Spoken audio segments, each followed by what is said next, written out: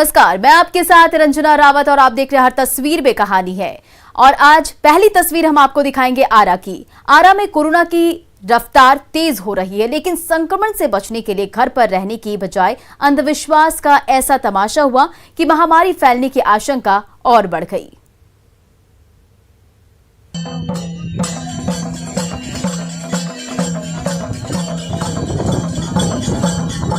राह बाबा के जयकारे और ढोल मजीरे की ताल के बीच गर्म अंगीठी पर भक्तों की टोली नंगे पांव दौड़ी चली जा रही है। चारों ओर करतल ध्वनि गूंज रही है।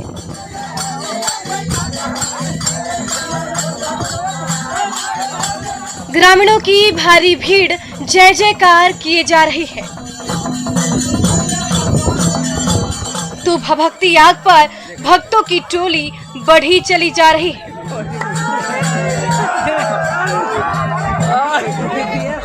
तो ये दुस्साहसी भक्त दो बांसों को पकड़कर ऊपर चढ़ा जा रहा है और ये देखिए, बांस के ऊपरी हिस्से पर पहुंचते ही ये शख्स उसे पकड़कर सर्कस के कलाकार की माफिक लटक गया।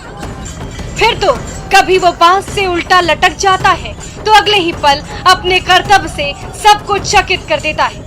तो ये तमाशा देख रहे ग्रामीणों के हुजूम से फिर से जय जयकार की गूंज सुनाई देने लगी।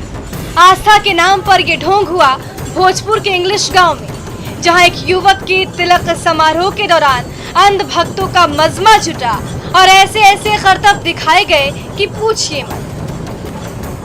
हम लोग का शादी में जो है ना, शादी का पहले कुछ पूजा करते हैं, जैसे बांस गाड़ा जाता है, पूरा सजाया जाता है।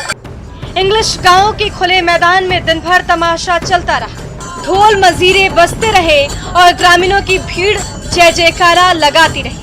कभी गर्म आग पर नंगे पांव दौड़कर अग्नि परीक्षा देने का खेल खेला गया, तो कभी बांस के लंबे ठूठ पर भक्तों की टोली जानलेवा करतब करती रही। लेकिन जरा सोचिए, थोड़ी सी भी चूक हो जाती, बांस का हिस्सा टूट कर गिर जाता या फिर उस पर लटक रहे भक्त का हाथ ही फिसल जाता तो क्या होता। कोरोना काल में आस्था के नाम पर अंधभक्ति का ये खुला खेल घंटों चलता रहा, लेकिन किसी ने भी इसे रोकने की जहमत तक नहीं उठाई। मतलब ये परंपरा है आप लोगों का पूजा का? हाँ, बिहार में हम लोग का ये परंपरा है। पूजा में क्या क्या किया जाता है? घी लगता है, सब्जी लगता है। इन तस्वीरों को दिखाकर किसी की भावना को ठेस पहुंचाने का मकसद कतई नहीं है, लेकिन इन तस्वीरों से ये सवाल उठना लाजमी है कि सरकारी पाबंदी और कोविड प्रोटोकॉल के बावजूद इंग्लिशपुर गांव में अंधविश्वास का ये खेल घंटों चलता रहा और भोजपुर पुलिस को इसकी थोड़ी भी भनक तक नहीं लगी। अगर ऐसा ही होता रहा तो बिहार और बिहारवासी कैसे जीतेंगे महामारी पर जंग। हिमांशु, न्यूज़ 18 आरा।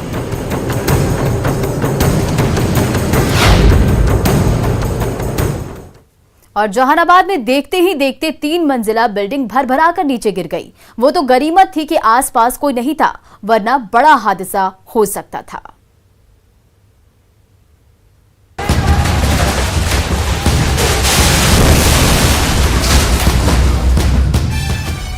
और देखते ही देखते 3 मंजिला इमारत नेशनल हाईवे पर धड़ाम हो गई, जैसे ताश के पत्तों का ढांचा हो। महज 5 सेकंड के अंदर ही कंक्रीट और लोहे की छड़ से बनी मकान की पूरी संरचना गिरकर तहस नहस हो गई।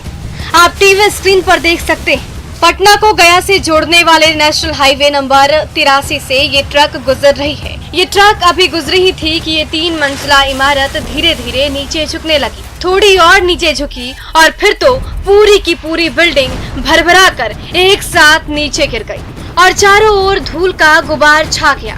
पूरी की पूरी सड़क बिल्डिंग के मलबे से पट गई। तो इमारत गिरने की आवाज सुनकर हर कोई दौड़ा दौड़ा चला आया। आपके दुकान के बगल का मकान जो है डैमेज हो रहा है।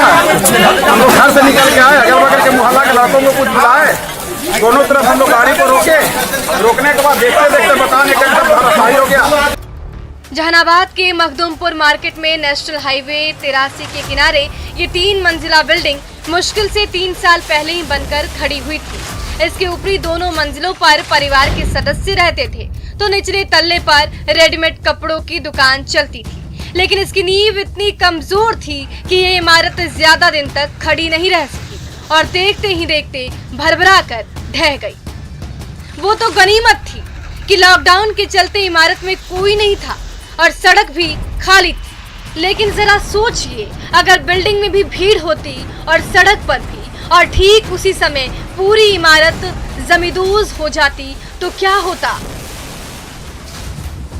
काजल रेडीमेड के नाम से दुकान था यहाँ पर, 3 तल्ला का मकान था, उसी में दुकान चल रहा था। दुकान भी लॉकडाउन के चलते बंद था, लेकिन जब मकान गिरने लगा तो हम लोग उसको सोचा कि ये मकान मालिक भी यहाँ पर मौजूद है। मकान ढहने की रोंगटे खड़े कर देने वाली ये तस्वीर जो कोई भी देख रहा है दंग रह जा रहा है। ईश्वर का ये भी शुक्र है कि हादसे के वक्त वहाँ कोई भी मौजूद नहीं था, वरना इसका जो नतीजा होता उसकी कल्पना करने भर से ही डर लग जाता है। रागिब, न्यूज़ 18, जहानाबाद।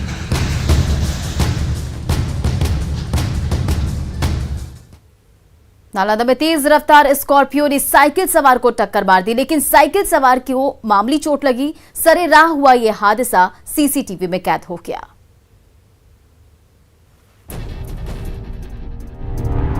घुमावदार सड़क पर तेज रफ्तार गाड़ियां दौड़ी भागी जा रही है। बाइक सवार फर्राटा भरा जा रहा है तो उसके पीछे खाली ऑटो रिक्शा दौड़ी चली जा रही है। तभी ये साइकिल सवार एक छोर से दूसरे छोर तक जाने के लिए सड़क के बीचों बीच से गुजर रहा है, और ये देखिए ठीक उसी समय पीछे से आंधी तूफान की रफ्तार से दौड़ी चली आ रही स्कॉर्पियो गाड़ी वहां पहुंचती है और ब्रेक लगाते लगाते साइकिल सवार को टक्कर मार देती। गाड़ी की जोरदार चोट खाकर ये साइकिल सवार सड़क के बीचों बीच धड़ाम से गिर जाता है। स्कॉर्पियो थोड़ी देर के लिए ठिठकती है और फिर एक्सीलेटर दबाते ही वहां से पल भर में ओझल हो जाती है। ये नजारा है नालंदा के मिर्जापुर गांव की सड़क का। साइकिल सवार शख्स का नाम है रामानंद प्रसाद। रहुई प्रखंड कार्यालय में कामकाज खत्म करके वो साइकिल पर सवार होकर अपने गांव लौट रहे थे।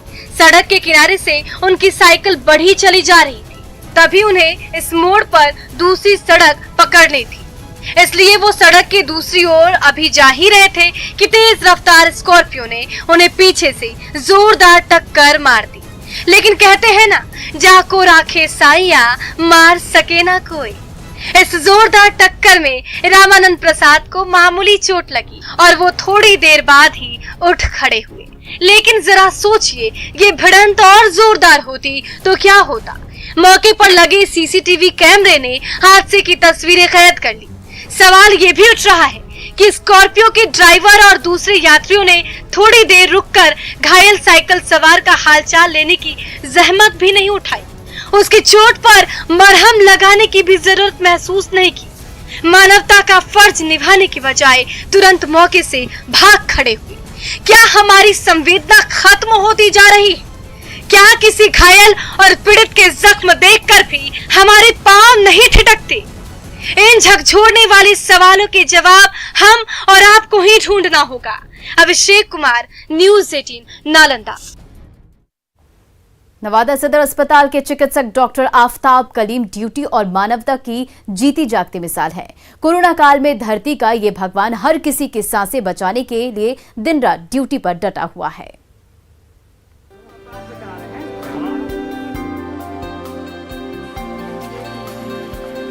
किसी को जीवन रक्षक दवाओं की दरकार हो या किसी की सांसें उखड़ती महसूस हो रही हो, नवादा सदर अस्पताल के चिकित्सक डॉक्टर आफताब कलीम मरीजों की सेहत दुरुस्त करने के लिए दिन रात ड्यूटी पर डटे हुए हैं। कोरोना काल में अस्पताल का कोविड वार्ड रोगियों से खचाखच भरा हुआ है। कभी किसी की तबीयत बिगड़ रही है तो कभी किसी का हौसला टूट रहा है। डॉक्टर कलीम दवाइयां तो देते ही हैं, मरीज को भरपूर हौसले से लबरेज भी कर देते हैं। ठीक हो जाएगा, चिंता नहीं कीजिए,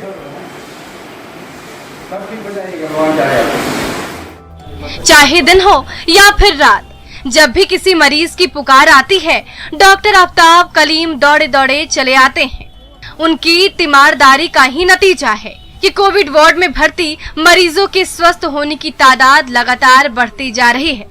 मगर आफ्ताब सर हैं जो बहुत ही अच्छे डॉक्टर हैं। शाम से वो आते हैं, देख के जाते हैं, हौसला बढ़ाते हैं, खाना खाइए, ये करिए, वो करिए, बहुत अच्छे से बातें करके जाते हैं, हम लोग का भी हौसला बढ़ाते हैं। को अच्छी तरह से वो ट्रीटमेंट कर रहे हैं, अपने प्रत्येक वार्ड में जाते हैं और प्रत्येक रोगी को बारी बारी से उनका हाल चाल पूछते हैं और हाल चाल के अलावे और ट्रीटमेंट क्या हो रहा है उनकी जानकारी लेते हैं।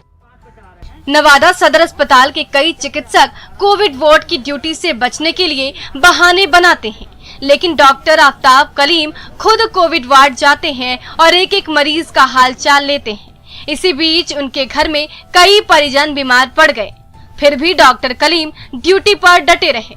कोरोना काल में रमजान भी आया, वो 1 महीने तक रोजा पर रहे, फिर भी सुबह से लेकर शाम तक बिना थके और बिना रुके ड्यूटी की। मरीजों को नई जिंदगी देना ही उनकी जिंदगी का फलसफा है। और अपनी ओर से मैं हमेशा ये प्रयास करता हूँ कि किसी तरह की कोई भी दवा में रुकावट ना हो, नहीं ऑक्सीजन में रुकावट हो, ताकि प्रत्येक रोगी यहाँ से ठीक होकर के जाए।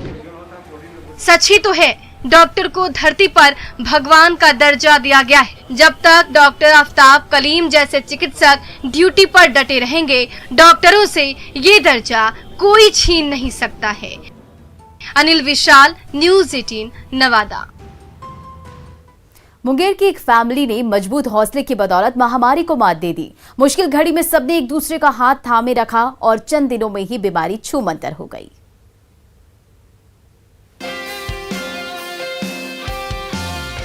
जब हौसला मजबूत हो तो बड़ी से बड़ी बीमारी हार मान लेती है। मुंगेर के शंभू कुमार और उनके पूरे परिवार ने मजबूत हौसले की बदौलत यही कमाल कर दिखाया। जब महामारी ने घेरा तो पत्नी और बेटे का हाथ उन्होंने मजबूती से थामे रखा। कई बार ऐसे मौके आए कि हिम्मत जवाब देने लगी, लेकिन वो डटे रहे, सबका हौसला बढ़ाया, डॉक्टरी सलाह पर दवाइयाँ दी। आखिरकार 14 दिन बाद वो घड़ी आई जब उनका परिवार कोरोना पॉजिटिव से कोरोना निगेटिव हो गया। थोड़ा सा डर तो फीलिंग अंदर से जरूर हुआ, लेकिन मेरा बच्चा तो ये बोलता था कि अरे कोरोना आया है तो सोचेगा कौन घर में आ गए हैं, यहाँ तो हमको धक्का मार के बाहर भगा देगा। हम लोग बहुत पॉजिटिव थे कि हम लोग को कुछ नहीं होना है और हमेशा पॉजिटिव ही रहे।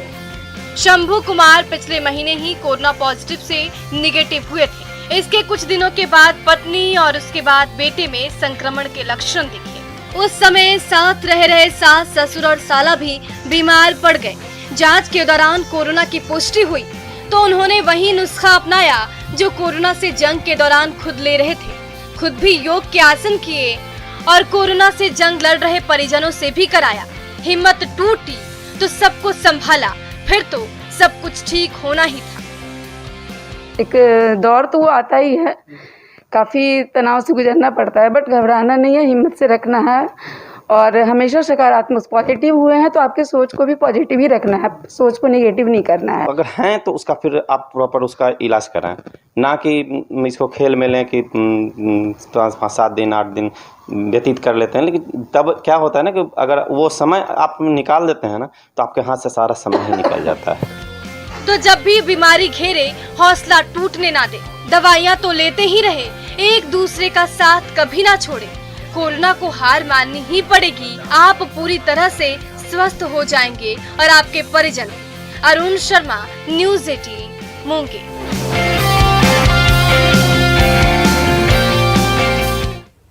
राज्य में मूसलाधार बारिश ने आम जनजीवन को अस्त व्यस्त करके रख दिया है। गांव-गांव में भारी तबाही मची है तो जिंदगी के लिए इंसान से लेकर जानवरों का संघर्ष बढ़ गया है।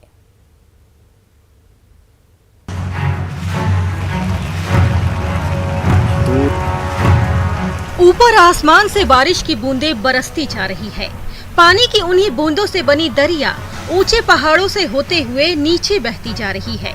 चारों ओर ऊंचे ऊंचे पहाड़ और घने जंगल से घिरे निहालगढ़ गांव को यास तूफान ने पानी पानी करके रख दिया है। गांव की कच्ची गलियां दलदल बन गई है तो मूसलाधार बारिश की मार से खप्पड़ और मिट्टी से बने घर की छत चूने लगी है। न अंदर सिर छिपाने की जगह बची है और न बाहर कोई ठिकाना रह गया है। फिर भी तूफान और बारिश के बीच जिंदगी का चूल्हा जल रहा है और उस पर चढ़े तवे पर फुल्की रोटी फूल रही है। पानी उनी के बहुत तकलीफ होला तो এখন 5-7 दिन तब का कहब खपरा के घर है अमीन के बिल्डिंग उल्डिंग ने के बहुत तकलीफ रहिला। मूसलाधार बारिश में इंसान तो जिंदगी का संघर्ष कर ही रहा है। छोटे छोटे चूजों को बूंदों से बचाने के लिए ये मुर्गी भी कम जतन नहीं कर रही है, तो कभी पंख फैलाकर उसके नीचे चूजों को ढक रही है। आंधी तूफान ने ऐसा कहर बरपाया है कि बड़े बड़े पेड़ धराशायी हो गए हैं, बिजली के खंभे नीचे झुक गए हैं। 1 सप्ताह हो गया लेकिन बिजली रानी ने दर्शन नहीं दिया है। ऊपर से पानी की बूंदें थमने का नाम नहीं ले रही है। पानी उनी का मतलब किधरों जाने का नहीं हो रहा है, दुकान उकान का भी झंझट हो रहा है, लाइट का भी झंझट हो रहा है, इधर उधर जाने का नहीं हो रहा है। परेशानी तो लाइटे का सबसे परेशानी हो रहा है, इधर बनाने के लिए भी नहीं आ रहे हैं। 2 सप्ताह हो गया हम लोग का। गैस तो पेड़ तो गिर गया ना, हवा बसा दे दिया तो पेड़ तो गिर गया, तो पोल गिर गया तो अभी कौन बनाएगा। अभी सबका छुट्टी है तो अभी क्या करेंगे। 2 सप्ताह से लाइट नहीं। हाँ 2 सप्ताह हम लोग का। बारिश की बूंदों ने रांची के गांव-गांव में जिंदगी की रफ्तार पर ब्रेक सा लगा दिया है। बदरा है कि थमने का नाम नहीं ले रहा है। खेती बाड़ी बंद है, मकान और दुकान बंद है, तो घरों में कैद रांची वासियों को रोजी रोटी की चिंता सताई जा रही है। ओम प्रकाश, न्यूज़ 18 रांची।